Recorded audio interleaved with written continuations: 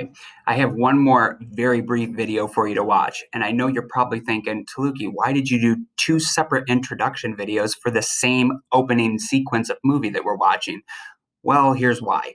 Um, the first introduction video that's a little bit longer and more in depth really gets into the whole opening sequence of the movie, which is the landing at Omaha Beach. However, one thing that confuses a lot of kids with this movie, the very opening scene, the first thing you'll see is some old guy. Obviously, you probably could conclude that he was a World War II veteran, and this is many years later, walking through a cemetery. Well, this is actually a real cemetery. They actually shot this scene of the movie over in Colleville, France. I had also spoke about how I had many years ago gone over and visited Normandy and went to Omaha Beach. I actually walked through this cemetery as well. So this cemetery and this scene of the movie is supposed to be happening decades later in the 1990s. Uh, it's an old guy walking through the cemetery.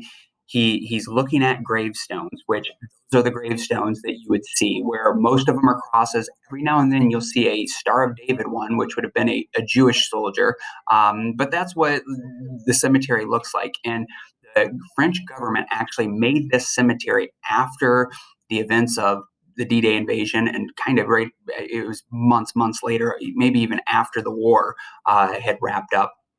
The problem was at this point in the war, everything's super chaotic. Now, a lot of American soldiers that would have died in the war would be sent back home, and they would be buried in their hometown, wherever their family wanted them to. Well, at this point in the war, we couldn't really do that. But you also, at the same time, you can't leave dead bodies just laying everywhere rotting, because it's gross for one, it's not very appropriate, and it could lead to diseases breaking out. So they have to bury these guys and get them in the ground. So if you were a veteran, or if you were a soldier in 1944 and you took place at the D-Day invasion and you had the misfortune of getting killed in that battle, you almost certainly are buried in the Colleville Cemetery in Normandy, France.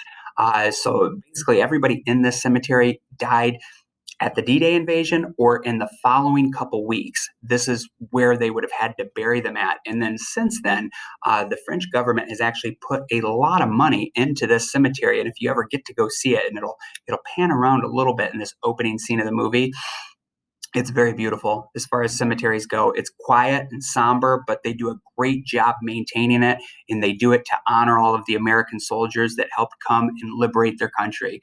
Now, this scene is not super crucial to what we're covering right now. However, I just wanted to point it out and tell you, because a lot of kids get confused. You're going to see this old guy walking through the cemetery, and then it's going to click and it's going to go back in time, and then the movie basically starts, and it'll pick up on the morning of June 6th, 1944 at Omaha Beach. uh, this opening sequence will make sense at the very end of the movie, so just keep it in your mind. That's what's going on there, and then I promise I'll give a little more explanation once we wrap things up at the end of the week. See ya.